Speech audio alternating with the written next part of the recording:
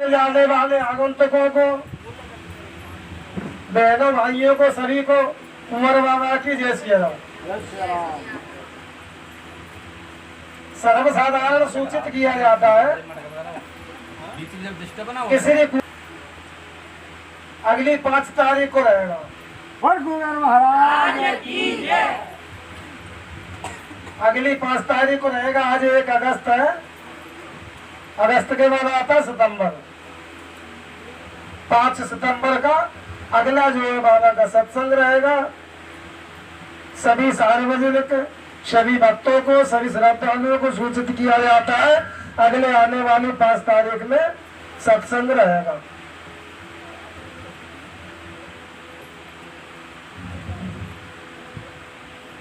बाबा तुलसीदास जी कह रहे हैं कि बिनु सत्संग विवेक नाई और राम कृपा बिनु सुलभ न सोई। बिनु सत्संग के ज्ञान नहीं होता। बिनु सत्संग विवेक न होई। जब तक राम जी की कृपा नहीं होगी तब तक हम लोग यहाँ आ नहीं सकते हैं। बाबा की, राम जी की, मैया की बड़ी कृपा है और हमारे बड़े ही भाग्य हैं जो अमूल्य समय निकाल के हम बाबा के यहाँ आते हैं। महाराज की जय। एक बार विश्वामित्र में और वशिष्ठ जी में और मत गई कि तपस्या बड़ी है कि सत्संग बड़ा है। तो बाबा तुलसीदास जी कह रहे हैं कि एक घड़ी या भी घड़ी पर आधी में पुण्याब तुलसी संगत साधु की हरे कोट अपराध। सबसे ज्यादा भारी सत्संग का पलड़ा है। सत्संग में थोड़े ही ज्ञान मात्र से सब अज्ञान दूर हो जाता है और ज्ञान को प्रकाश देने वाले गुरु होते हैं। गुरु माने अंधकार, गुरु माने प्रकाश। अंधकार में से प्रकाश की ओर ले जाने वाले का नाम गुरु है। इसलिए गुरु दीक्षा मंत्र देता है। जो गुरु मंत्र देता है उसके बड़े हम भाव से जाप करते हैं, नाम लेते हैं, सुबह शाम एक माला करते हैं तो इससे मेरा जो मोह रूपी भ्रम है, जो हमारा भ्रम है, जो मोह है, मोह माने मिठाई। सबसे बड़ी परेशानी पूरे जीवन में तो मोह है। जिसको मोह हो गया वो कभी जीत नहीं सकता, मोह से छूट नहीं सकता है। देखो सती को मोह हुआ था, कितने पापड़ बेलने पड़े। सभी ने कथा सुनी है सती के मोह की। कालभूषण जी ने पक्षीराज गरुड़ को कथा सुनाई। गरुड़ को बहुत बड़ा मोह था। बोले तुम साक्षात भगवान के दर्शन करते हो तो फिर ये कौआ की देह कैसे पाई। बहुत बड़ा मोह रहा गरुड़ जी को। भरद्वाज मुनि को बहुत बड़ा मोह रहा। यहाँ के बालक जी प्रयागराज में भरद्वाज मुनि में कथा सुना रहा है। तो जिसने भगवान की कथा अपने हृदय में उतार ली है, इधर बाबा तुलसीदास जी पूरे जगत का कल्याण करने के लिए कथा सुना रहा है। तो जिसका मोह जाता रहा है, मोह तब जाता है जब साक्षात बाबा की कृपा हो जाए। क्या कह रहे हैं बाबा तुलसीदास जी के मोह सकल व्याधि निकर मूला अतिन ते उपजत बहुसूला। सभी व्याधाओं की बहुत बड़ी व्याध एक मोह है।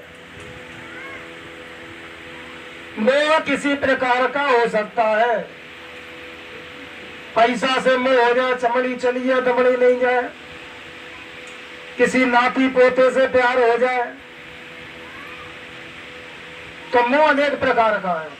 घर बनाने का, बंगला गाड़ी खरीदने का अनेक प्रकार के मोह है। ये संसार रूपी जो मिठाई है इसको हम उठाए फिरते हैं। जो असली हीरे मोती है उसको फेंके फेंके फिरते हैं। बदले किरचे कांचते नहीं। जो सोने के टुकड़े हैं उनको तुम फेंके फिर रहे हैं, जो संसारी सुख है। बढ़िया बंगला बन जाए, कोठी बन जाए, लड़का लग जाए, नौकरी लग जाए, शादी हो जाए, ये सब संसारी सुख है। तो बदले किरच कांचते नहीं, सुख रूपी टुकड़ों को छोड़ के और कांच रूपी टुकड़ों को हाथ में लिए फिरते हैं। सोना क्या है? राम नाम। जिसके अंदर राम नाम की भक्ति आ गई उसका बेड़ा पार।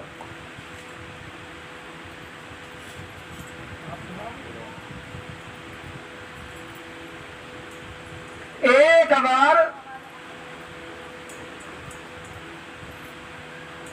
देखो गिद्दरा जटायु था, एक मांसाहारी पक्षी होते हुए उसने चोंचे दे दे के रथ के समेत नीचे गिरा लिया था जानकी जी को।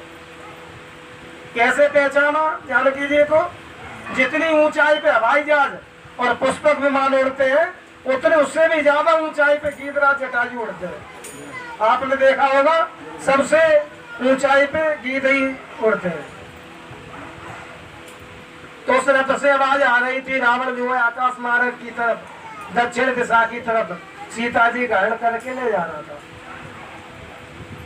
तो उसमें रोने की आवाज आई तो उन्होंने तुरंत पहचान लिया ये तो हमारे जो मित्र हैं राजा दशरथ उनके बड़े पुत्र की वधू है। मैया क्या कह रही थी जानकी जी कि हा जगदेव वीर रघुराया, हा जगदेव वीर रघुराया, और के अपराध विसारे उगाया। हा लक्ष्मण तुम्हारा नहीं दोषा, और जो फल पाऊ की नवल रोसा। अनेक प्रकार के रतन कर रही है और अपने ही भाग्य को कोस रही है मैया। इस प्रकार जो है आकाश मार्ग की तरफ रथ जा रहा है और कागज उनने गिद्दरा जटायु ने चोचे मार मार के रथ को समेत रावण को समेत पृथ्वी पे जमीन पे गिरा दिया। इतना शक्तिशाली कोई है जो रावण से युद्ध कर पाए? एक मांसाहारी गीध होते हुए हम तो भगवान का नाम नहीं ले सकते, सुबह शाम 1 घंटे का समय नहीं दे सकते, 10-5 मिनट राम राम नहीं कर सकते, और गिद्दरा जटायु ने रथ के समेत नीचे गिरा लिया। कितनी बड़ी बहादुरी का काम करा। यहाँ भीम का भी स्थान छोटा हो जाता है। बड़ी भयंकर लड़ाई करी गिद्दरा जटायु ने, इतनी भयंकर लड़ाई करी कि मूर्छित कर दिया रावण को। गैरोस बोलते उसको मूर्छित कर दिया। जब रावण की मूर्छा जागी तो उसे क्या करना चाहिए? अगर ये इसके पंख काट देना चाहिए, न ये ऊपर उड़ पाएगा और न हमसे युद्ध। बहुत ही विवेकी था, बहुत ही होशियार, बहुत ही ज्ञान विद्वानी था पंडित, लेकिन उसने राक्षस कुल में जन्म लिया था, इसलिए वो राक्षसी वृत्ति थी, तामसी वृत्ति। उसने जो है गिद्दरा जटायु के पंख काट दिए और एक कृपाण तलवार उसने गर्दन में मारी तो गर्दन ऐसे मुड़ के नीचे गिर गई जमीन में। और रथ को लेके मैया जानकी जी को लेके आकाश मार्ग की तरफ चलने लगा। ऋषिमुख पर्वत पर रथ जा रहा था तो मैया ने अपने आभूषण और कुंडल, जो आभूषण थे, वस्त्र थे, वो वहां ऋषिमुख पर्वत पर गिरा दिए। वहां सभी वानरों के साथ राजा सुग्रीव बैठता था। सभी वानरों का राजा सुग्रीव बैठा था। उसने जैसी आकाश में चमक और धमक देखी और वहां से जो वस्त्र उजाला होते हुए नीचे गिरे तो सभी बंदरों ने उठा के राजा सुग्रीव को वस्त्र दे दिए। उनने देख के पता नहीं क्या है ऐसा करके रख दिए।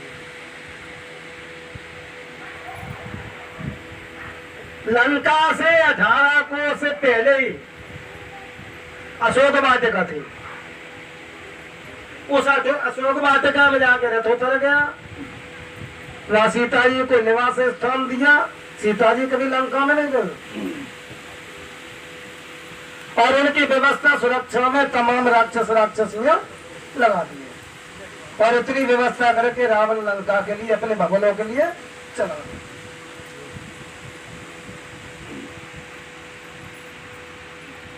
इधर जो है क्या होता है, लक्ष्मण जी राम जी को मिल जाते हैं। उन्होंने कहा भैया लक्ष्मण, मैंने आपसे कहा था कि सीता जी को अकेली छोड़ के मत आना और तुम बगैर आज्ञा के कहे सुने आ गए, ये गलत बात है। लक्ष्मण जी ने कहा कि पेड़ पौधे पशु पक्षी सभी किसी को पूछ लो, भैया मेरी कोई गलती नहीं है, मैया ने ऐसे शब्द कह दिए कि मुझे आना पड़ा। रामचंद्र भगवान राम जी कहने लगे भैया लक्ष्मण, अब जो सीता जी कुटिया में नहीं मिले, जल्दी जल्दी चल के कुटिया में आए। पंचवटी के किनारे कुटिया बनाई थी, जहाँ पे कुंभ लगता है नासिक में, गोदावरी नदी तट के किनारे। तो वहां पे जो है राम जी ने कुटिया बनाई थी, जल्दी जल्दी कल हो गए, रोने लगे, मूर्छित हो गए, पृथ्वी पे गिर पड़े, पछाड़ खा गए। राम जी को तो पूरी लीला का पता है, राम जी रो नहीं रहे, पूरे संसार के हित के लिए मनुष्य लीला कर रहे हैं। भगवान पे, पूर्ण ब्रह्म पे कभी कष्ट नहीं पड़ता है, कष्ट शरीर पे पड़ता है, जीवात्मा पे नहीं। आत्मा कभी नहीं मरती है, न कटती है, न जिंदा होती है, न मरती है। आत्मा नाम परमात्मा। अब जो है तमाम विकल होके मूर्छा जाकर धोने पे भैया लक्ष्मण कहने लगे बड़े भैया से, बोले प्रभु तुम्हारी ऐसी दशा है तो फिर हम तो आपसे छोटे, मेरी क्या दशा होगी। तमाम जो है वहां पे वार्तालाप होके और पूछत चले लता और पाती, पेड़ पौधे पशु पक्षी जीव जंतु जो भी जंगल में मिलते थे सभी से पूछ रहे हैं कि तुमने जानकी जी को देखा है। ऐसे पूछ रहे हैं जैसे कोई साधारण मनुष्य। प्रभु कहा नहीं है, अरे तो क्या देख रहे हैं राम जी। आगे पूछते पूछते चलते हैं तो गिद्धराज जटायु मिल जाता है बीच जंगल में, बड़ा हुआ, गर्दन कटी हुई है, पंख कटे हुए और मरणासन अवस्था है, थोड़ी थोड़ी धीरे धीरे सांसें चल रही। बोले भैया गिद्धराज जटायु, ये दशा आपने आपकी किसने करी है। तो यहाँ पे बिल्कुल पता चल जाता है कि लंका का राजा रावण सीता जी का हरण करके ले गया है और उसी ने ये मेरी दुर्दशा करी। तो राम जी कहने लगे गिद्धराज जटायु से कि बोलो क्या चाहते हो बोलो। तो गिद्धराज जटायु कहते, बाबा तुलसीदास जी कह रहे थे बार बार मुनि जतन करायो, जतन बोलते तपस्या और भजन, बार बार मुन जतन कराई और अंत राम कयामत राम। जब मरणासन अवस्था होती है, जब जीव मरने वाला होता है तो एक ही बार 100 बिच्छू डंक मार दे, इतनी पीड़ा और कष्ट होती शरीर में, बोल नहीं सकता है, ये दशा है। पूरा वृतांत सुना दिया गिद्धराज जटायु ने और कहा कि लंका का राजा रावण हरण करके मैया का ले गया। तो बोले अब बताओ क्या करें। जिन्हें भगवान प्रभु श्री रामचंद्र जी के लिए लोग नाम लेने के लिए समय नहीं निकाल पाते, वही राम जी साक्षात एक मांसाहारी गिद्धराज जटायु के सामने साक्षात करें। महाराज की जय। तो बोले मैं तुमसे बड़ा प्रसन्न हूं, जितना जटायु वापर मांगो। अभी हम 2 अगरबत्ती लेके मंदिर में जाए तो बहुत सी चीजें मांगते हैं। एक गाड़ी आ जाए, हमारे लड़के की शादी हो जाए, तमाम चीजें मांगते हैं। कहने का भावार्थ ये है। लेकिन कितना जटायु क्या कह रहा है कि मुझे तो भक्ति, तो अविरल भक्ति, अविचल भक्ति, अनपानी भक्ति, जो कि तुम्हारे चरणों में हमेशा अनुराग बना रहा है। महाराज की जय। तो क्या मांग रहा है कि अविरल भक्ति मांग कर गीत गए हर धाम, ते की क्रिया जथोचित निज कर की मीराम। दरबार की जय। भगवान प्रभु श्री रामचंद्र जी ने अपने पिताजी राजा दशरथ की, जो चक्रवर्ती दशरथ थे, चक्रवर्ती किससे कहते हैं? जहां से सूरज उगे वो जहां तक डूबे, पूरे विश्व मंडल में जहां से सूरज उगता है जहां तक डूबता है, एक छत्र, एक ही राजा का राज्य हो, उसको चक्रवर्ती राजा कहा जाता है। तो इनके भी मरने पे 4 धुरंधर बेटे, राम, लक्ष्मण, भरत और शत्रुघ्न, चारों भाइयों में से एक भी नहीं थे। 2 मामा के यहाँ थे, 2 बन में थे। 15 दिन तक नाव में तेल भरवा के, सतयुग में लोग 21 हाथ के होते थे, तो नाव में तेल भरवा के उसमें शरीर को लेटा दिया था, पार्थिव शरीर को।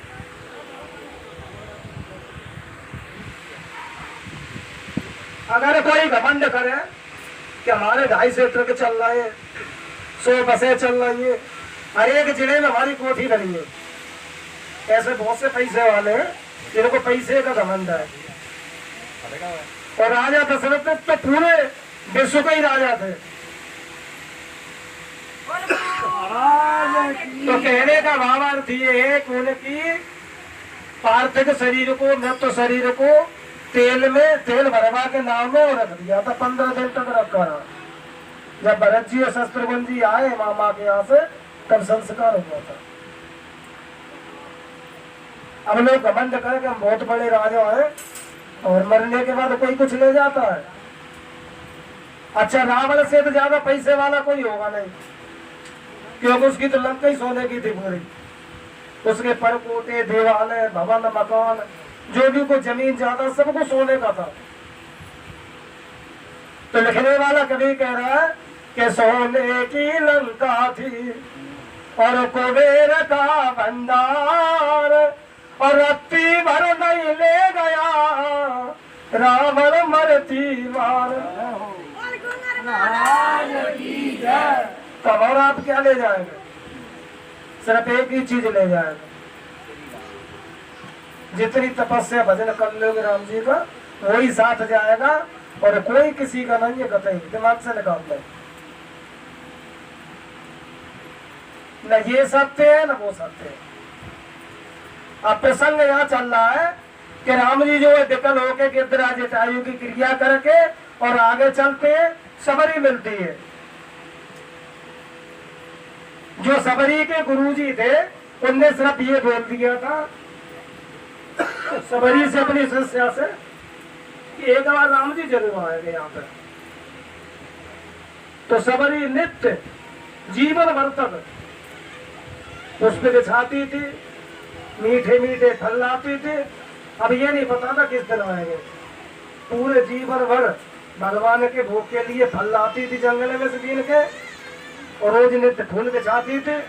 ऐसा सुंदर सिंहासन आसन लगाती थी कि प्रभु पता नहीं किस दिन आ जाए। गुरुजी ने ये जरूर कही कि राम जी जरूर आ जाए। उसने अपना विवाह राम लिख के, राम नाम लिख के, और 7 परिक्रमा कर ली थी उसी को।